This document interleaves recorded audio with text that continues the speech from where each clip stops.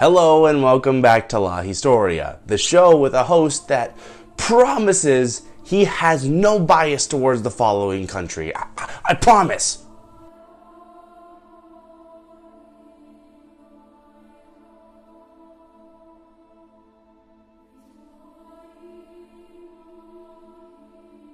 Yes, he promises he has no bias, precious, yes, my precious.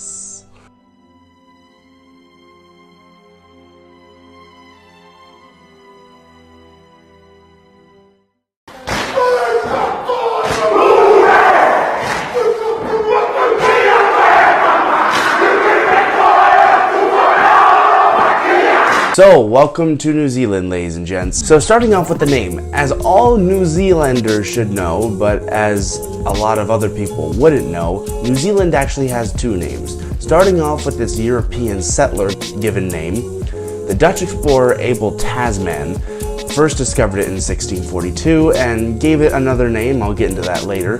But Dutch cartographers gave it the name Nova Zealandia or New Zealand in 1645, naming it after the Dutch province of Zeeland.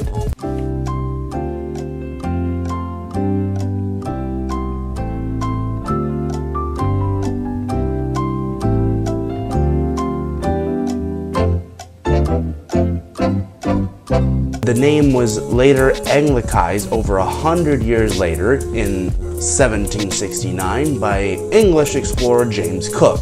Any historian is very familiar with that name. The native Maori name for New Zealand is Aotearoa. Sorry if I messed that up. A name that literally means land of the long white cloud. New Zealand's name is very appropriate because specifically the new part, it is one of the last pieces of land to be settled by humans. There's a long story of voyages from Polynesian people. It really starts in Taiwan at 3000 BCE when they migrated from Taiwan to Melanesia, then to the Society Islands, a pause of about 70 to 265 years. But the main voyage took place from Eastern Polynesia, which is modern day Hawaii, to what is now New Zealand, the North and South Islands. So basically, if you want a good representation of the voyage to New Zealand, I have one for you.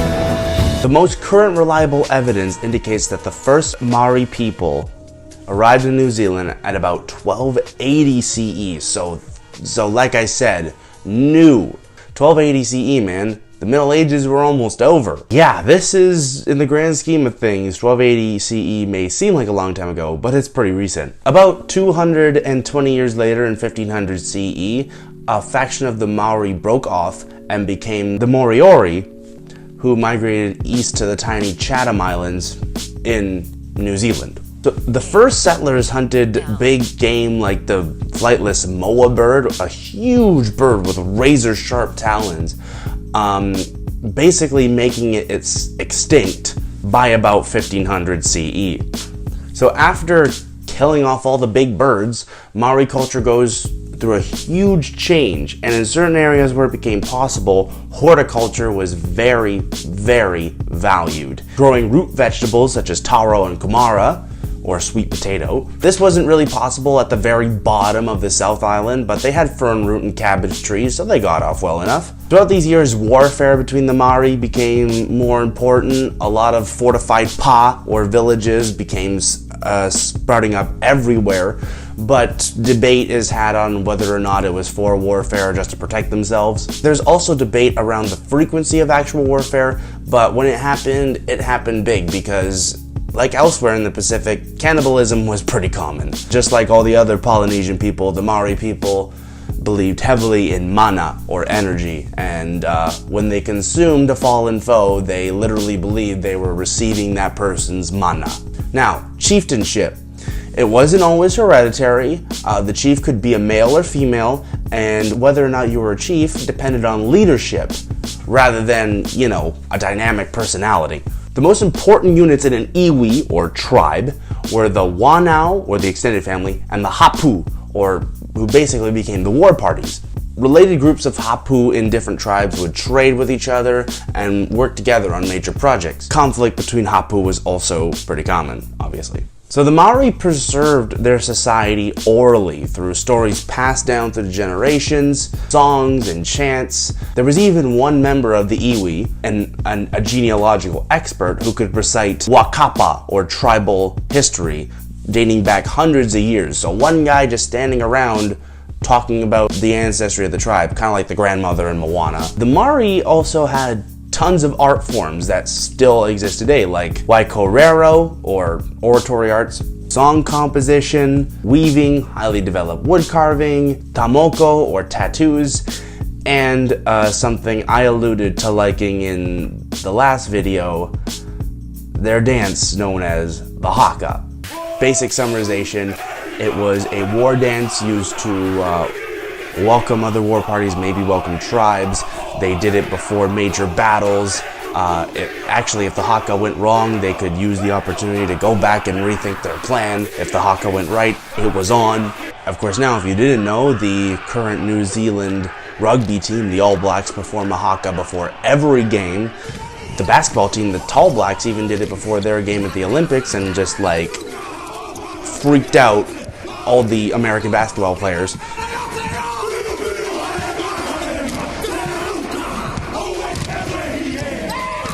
Quickly, one of my absolute favorite hakas, I actually showed it in the intro, is the Tika Tonu haka, which was developed by Chief Wainarama Puhara, who wrote it for his son.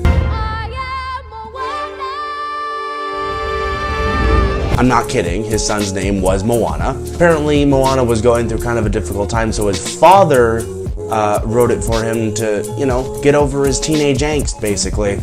That's why it's used at weddings and 21st birthdays and graduations over in New Zealand. Now, to stop talking about Maori society for a second, the Dutch settlement and discovery happens. So Dutch explorer Abel Tasman arrives with the ship Heemskerk and Zeehan in the South Island in Golden Bay, or he called it Murderer's Bay, in December of 1642. He got attacked by the local Maori, so he immediately says, F this, and sails north to Tonga. In his first trip, he sketched sections of the two islands' west coasts. The original name given by Tasman was Statenland, named after the States General of the Netherlands, until 3 years later when cartographers changed it to New Zealand. There are various other non-Polynesian voyagers who claim to have reached New Zealand before Tasman, but this is not widely accepted.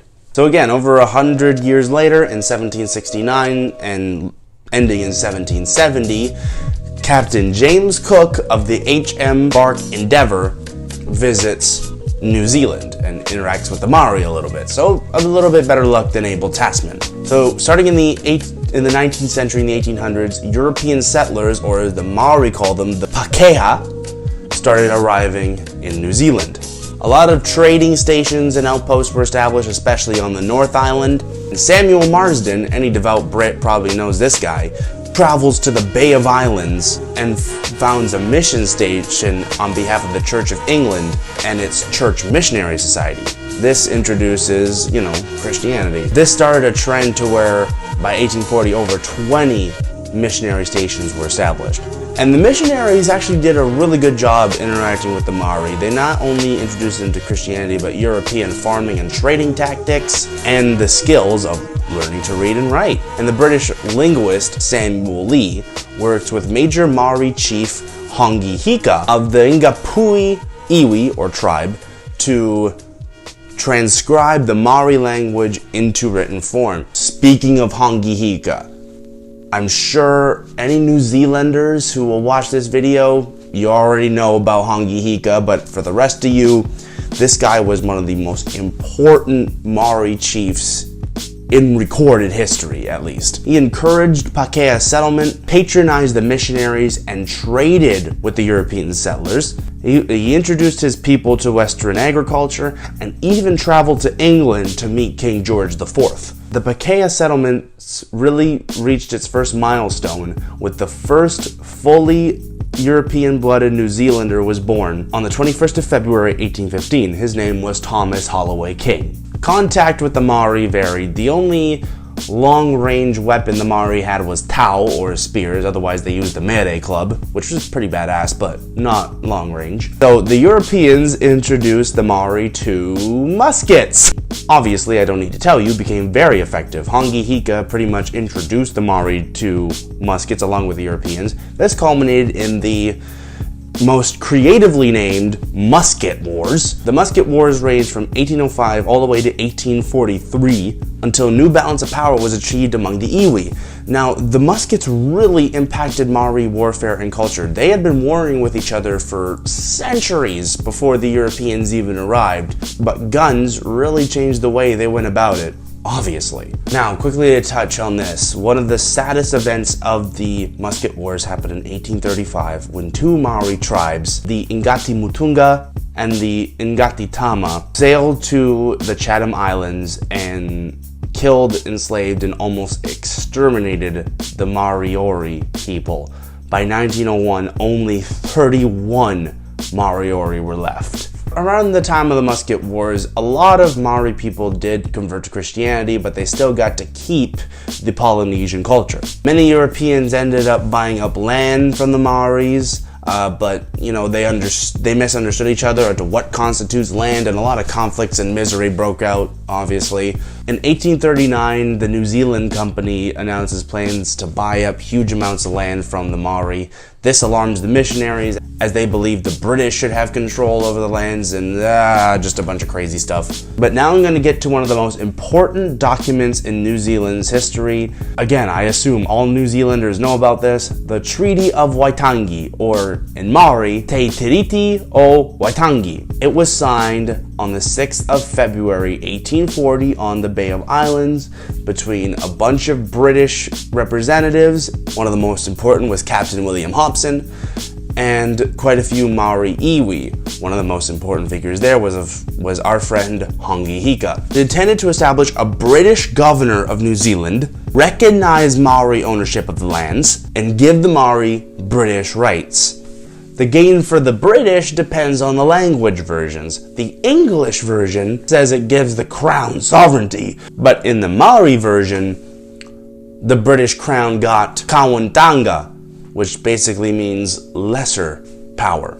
So the governor of New South Wales, or Australia at the time, George Gipps, was appointed governor of New Zealand. This established the first big tie between New Zealand and its big brother, Australia. Britain got really motivated to forestall other European powers from establishing stuff on the island. For example, the French established a very small area on Aotearoa in the South Island in 1840. William Hobson dies on the 10th of September, 1842, and his successor, one Robert Fitzroy, who takes legal steps to recognize Maori culture. He did good things and bad things for the Maori, but his successor, George Grey, was even more muddled in what he did. He promoted rapid cultural assimilation, which basically meant a reduction of Maori customs, rights. At the same time, George Grey shot down a plan from British Parliament to establish a self-government of the settlers because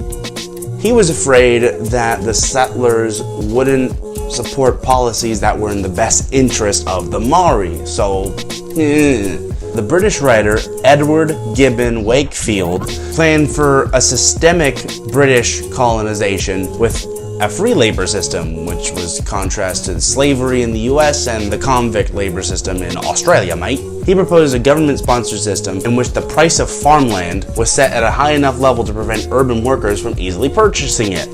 At first, New Zealand was administered as a part of the colony of New South Wales, but on the 1st of July, 1841, it became a colony in its own right. So in the early 1850s, this is when all the Pakeha moved in. The Church of England sponsors the Canterbury Association, So starting back from 1831, when the Pakaia were less than 1,000, and then by 1881, the European settlers, or Pakaia, grew to 500,000. 400,000 of these stayed permanently. British Parliament passes the New Zealand Constitution Act of 1852, which set up a central government with an elected General Assembly with 6 members, although the General Assembly didn't meet until the 24th of May, 1854. Okay, so we're gonna forward a bit, honestly, because there was just a bunch of things between the Pakaia and the Maori as, you know, settlers and natives go. There was some self-governing in the 1850s, which led to some growth and then a depression. When the Maori first sold lands to settlers, as I kind of alluded to before, there was a misunderstanding of what constituted which land ownership, and this soon led to remorse by both the European settlers and the Maori. Before the settlers even landed, the Maori people had no concept of selling land. They're like, this is just a piece of land. They viewed it as though they belonged to it. That sentiment is even shared by Maori people today. We don't own the land, we belong to it, and while we're here, we are the guardians of that land. And there were stretches of land that had their ancestors' bones, or where their ancestors did very important things. So when the Europeans came, they were like, yeah, we have no idea what this means. A lot of this led to a gold rush in Otago when they were discovered in 1861, Otago and Westland in 1865. This led to a huge influx of settlers. The value of trade influx 5-fold, from 2 to 10 million in just a few years. 2 to 10 million pounds, by the way. The gold boom ended and Premier Julius Vogel borrowed money from British investors. It was just a crazy trade and economic time. Of course, a whole bunch of stuff happened throughout the 19th century that was really important to New Zealand's history. Women's suffragist movement starting in the 1860s. Schools began to open around this time, teaching both Maori and English, and trying to educate the whole populace, really. The immigrants and settlers to New Zealand starting from 1840 were mainly British, so English, Scottish, Irish, Welsh, and to a bit of a lesser extent, people from the US, China, India, and places in Europe like Croatia and Bohemia came to New Zealand. In 1860, the city of Auckland bought many food produced by the Maori. A lot of the iwi owned flour mills and plantations with sheep. New Zealand has a big history with sheep, and even ships that Europeans wanted to trade with and buy. Quickly touching on this, one of the biggest conflicts between the Pakaia and the Maori people was in the 1840s when Kororakea was sacked. And during the land wars between some of the Europeans and the Maori, this was on the North Island. The South Island was pretty peaceful. The Liberal Party gained huge victories and rise in the 1890s, including New Zealand Liberal legend Richard Seddon. The 1909 native land allowed Maori to sell the land to private buyers, so commerce. In 1891, New Zealand first expressed interest in kind of separating from the British when they joined the National Australia Convention in Sydney. In 1907, New Zealand instead changed their title to Dominion, joining the same status of Australia and Canada. By 1907, just under 1 million people were living in New Zealand, and Auckland and Wellington were growing rapidly. So during World War I, the New Zealanders obviously aligned themselves with the British, and of course New Zealand suffered through the Great Depression and tried to build a welfare state and a whole bunch of other things that similar British colonies went through. Fast forwarding to World War II, New Zealand obviously again joined the Allies with Britain and contributed some 120,000 troops fighting in Greece, Italy, North Africa. And since New Zealand was kind of close to Japan in the Pacific, it relied on the Royal Navy and later the good old US of A to protect New Zealand from the Japanese. So later through the 20th century, so the 1950s, 60s, and a whole bunch, New Zealand grew in power and labor. The Maori started to urbanize, and the Maori always had a high birth rate, but they had a high death rate as well until modern healthcare arrived. They went through an energy crisis with the Muldoon years from 1975 to 1984, and David Lang and the Fourth Labour Party avoided a huge economic crisis. Now New Zealand is known as one of the most peaceful countries on the planet, And through my research, in my mind, one of the most interesting places on the planet, I have discovered a land that is pretty new, but built themselves up to a world stage pretty darn fast. And in the very dark, sad, complicated history of relations between European settlers and natives, I think the relations between the European and British settlers and the Maori of New Zealand was the best we got out of everything. To the point where today New Zealand has a Maori population of over 500,000. So that's a pretty good margin for considering New Zealand is a small country in population. We can't forget a very pivotal part in New Zealand's history. When on the 31st of October 1961, a certain legend named Peter Jackson was born and developed J.R.R. Tolkien's story, The Lord of the Rings. And I got Aotearoa, the Flame of the West, right here. That's right, baby. I bid you stand, men of the West. Okay, alright, so that was our examination of New Zealand's history. Took me quite a bit of time to film, but I'm glad I did. Okay, so now comes that time. Here is the screen recorder footage. Right now we're on Sierra Leone, but to hit rerun, the next country is going to be Cambodia. We'll see you then.